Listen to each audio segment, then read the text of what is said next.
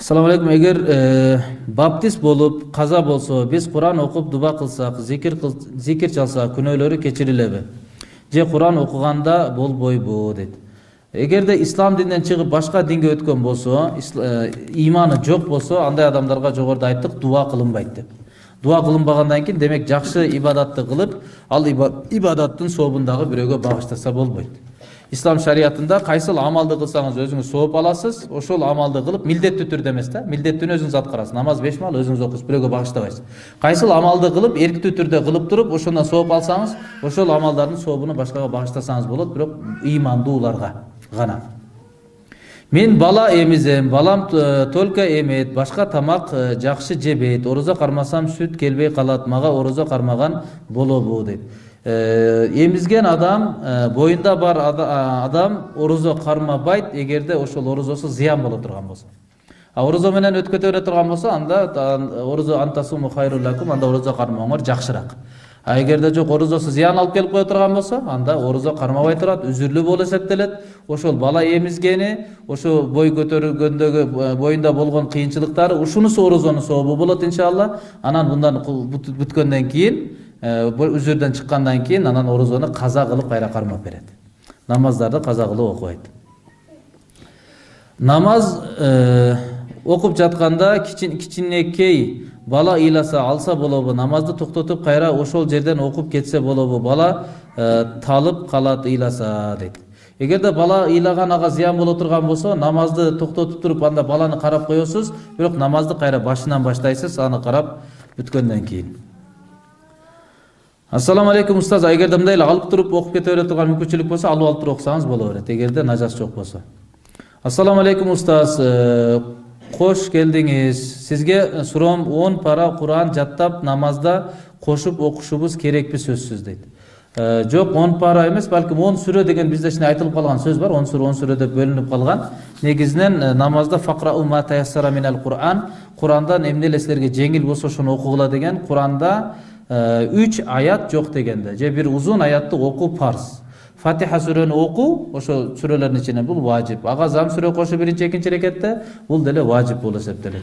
Ошо кайсыл эле сүрөнү билсеңиз окуй бересиз. Фатиха сүрөнү окуса жаттасаңыз, Ихлас сүрөнү жаттасаңыз, Ат-Тахиятты жаттасаңыз, демек намазыңызды тургузсаңыз болот ушу мененчи. Жолдошум жакшы жумушта иштейт, маянасы жакшы, бирок садака көп бергиси келбейт. Мен ага айтпай эле садака көп берем, бирок таптакыр билбейт, дебейм, билет эле болуш керек дейт. Ушул туура болобу дейт. Негизинен айтып койгон жакшы. Эркек кишинин кайрымдуу жашоосу анын эрктүү мамилеси болуп эсептелет, нафил. Нафил нерсеге мындай мамиле кыла албайсыз. Аял киши күллүкүм раин ва күллүкүм мас'улун ан раиятихи. Пайгамбар алейхиссалам айткан, ар бириңер жоопкерчиликтесиңер, кыяматта жоопкерчилик асты туурасында сураласыңар деген. Эмне тууралуу жоопкерчиликти болсоңор, ошол тууралуу сураласыңар деген. Аял киши күйөөсүнүн байлыгына жоопкерчиликти кыяматта суралат деген. Нечеде таап келген байлыгына аманаттуу түрдө иштетиш керек. Кайрымдуулук бул нафил, өз эрки менен кылынат, кааласа кылат, кааласа кылбайт. Аныкын алып туруп берип койгонго акыңыз жок, айтып коюш керек эркекке. Өгөй ата өгөй баласына үйүн калтырып кетсе болобу дейт.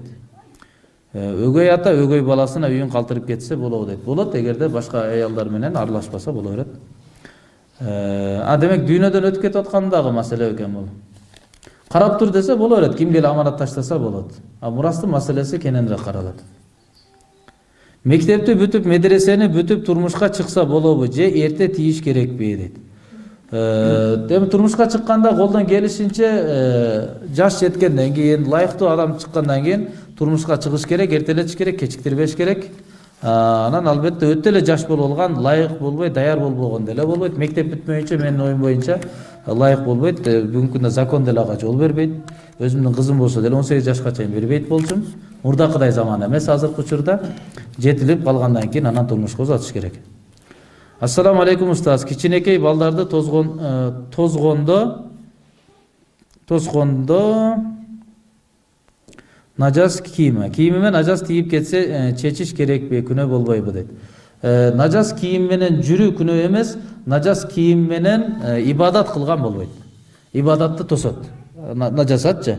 Ошондор эгер жууп кеткен болсо, мындай чачылып кетти, ийненин учундай болуп, ал каяка жуккандыгы билинбеди, бирок чачырагандыгы эле билинди да. Ал нажас болуп эсептелбейт.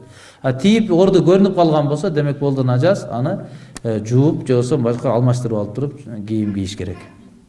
Биз өлгөндө эт жебейбиз, бирок аны баары эле түшүнө бербейт. Ушул өлгөндө мал сою боюнча кененирээк айта кетиңизчи. Бул боюнча бүгүнкү күндө ажообуздун жарлыгы да чыккан, азыр бардык жерде ушул боюнча иштер жүрүп жатат. Өлгөндө 3 күндүн арасында негизинен мал союш таптакыр болбойт деген жобо чыккан. Ал жерде бардык мамлекет кызматкерлери жоопко тартылат, эгерде бул тартип сакталбай турган болсо. Ошол азыр ишке ашып атат. Ар жерде жыйындар болуп. Шариатта деле бул исраф, арам болуп эсептелет.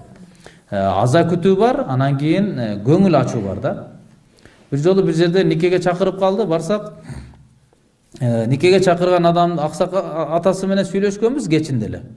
Ошо таң атар алдында кайтыш болуп кетти. Бул жактан кафе сүйлөшүп алган, туугандар баары келген, даярдалган выпечкалар даярдалган. Эл бардыгы даяр, тойго даярданып турса, жолдон өтүп келатып, машина уруп кетип, каза болуп калыптыр да. Анан мен чакырып алгам. Барсак анан бардыгы ыйлап олтурат, нике кый деп чакырып алган. Кыз тарапта аза күтүү, бала тарапта той. Түшүнбөйсүң, буларды карап алып туруп көңүл айтасың, буларды карап алып туруп той менен куттуктайсың, кызыктай эле акыбал да. Анан кирип не кылыш билбей кирип туруп эле Куран окудум, Куран окутуп бата кылдык. Бата кылгандан анан эмнеге нике чакырдыңыздар десем, айтат, бир аксакал айткан экен, качанда эгерде нике белгиленип калса, күн белгиленип калса, нике кыйылыш керек эмне болсо дагы, асман жерге түшүп кетсе дагы болбосо, жаштардын келечегине терс таасири тийип калат. Анан айттым, эми аксакал бизди чакырдыңыздар никеге. Мисалы эгерде электричество боюнча маселе боло турган болсо, сиз аны түшүнбөгөндөн жаш бала болсо деле ошондон сураш керексиз. Болбосо токур союлуп каласыз. Асыла бербеш керек билбеген нерсеге. Ошондой эле шарият бул оюнчук эмес. Шариаттын өзүнүн жол жобосу бар. Кайсы жерде келиптир нике белгиленгенден сөз кыйылыш керек деген маселечи. Балким адам өлгөндөн кийин аза күтүү деген нерсе бар. Аза күтүү, траурный день, бул аза күтүш керек.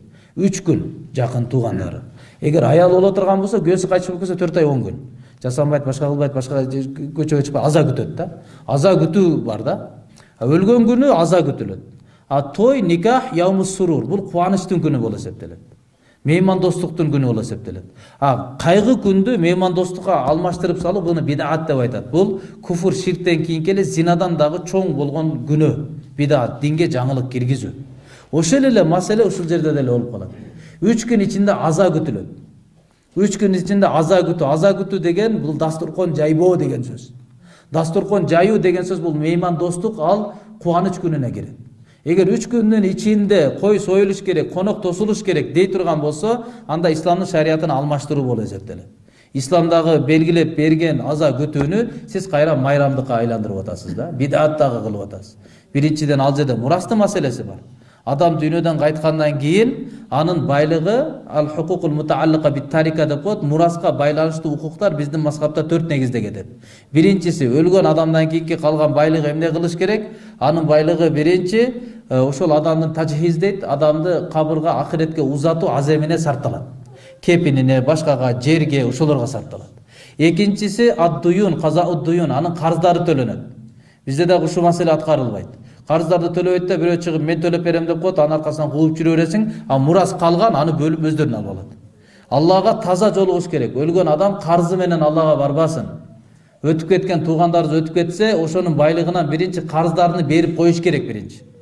Шарият ошону талап кылат. Мураска кол тийгизилбейт. Биринчи казасы, карздары төлөнөт. Андан кийин үчүнчү, эгер осуят берип кеткен болсо, калган байлыгын, карздан төлөгөндөн кийинки калган байлыктын 3төн 1-инен өтпөй турган деңгээлде анан осуяттар аткарылат.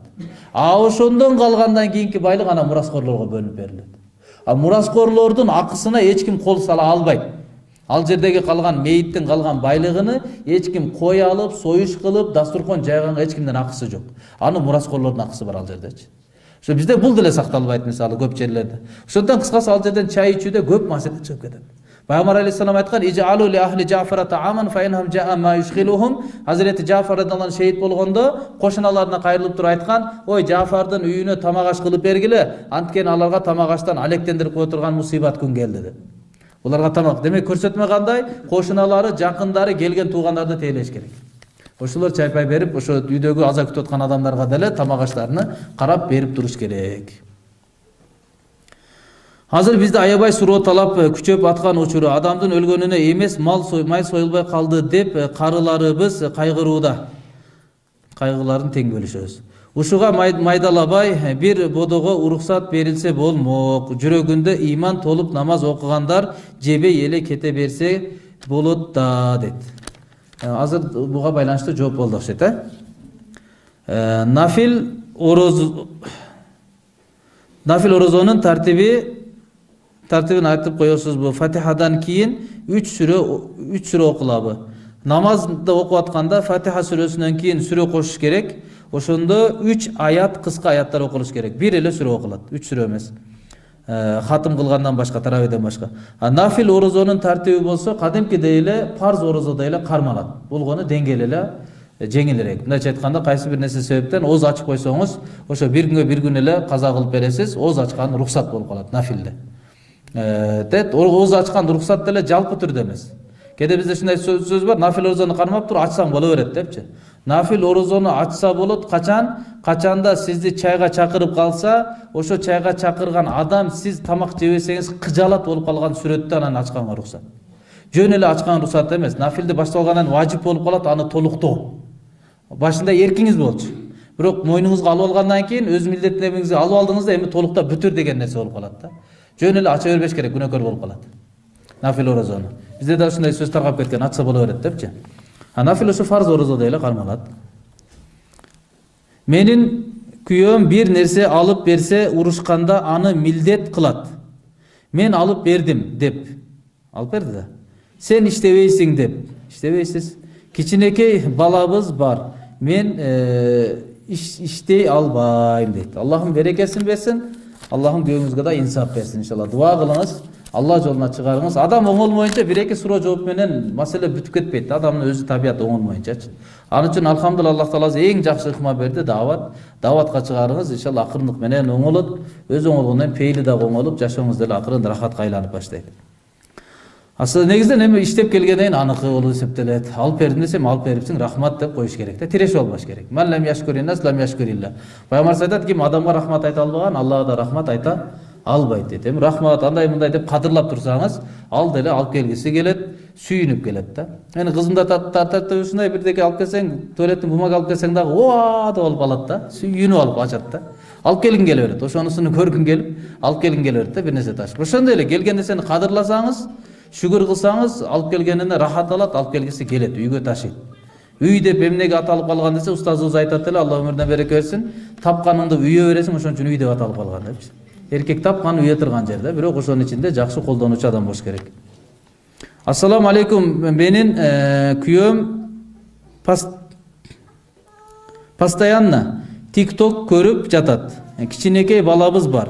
Жардам бербейт. Сен мамасың, сен карашың керек дейт.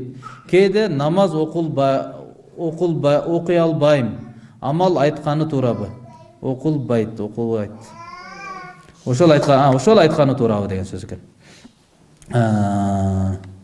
Демек, убакытты текке кетирбеш керекпиз. Телефондогу пайдасыз нерсе.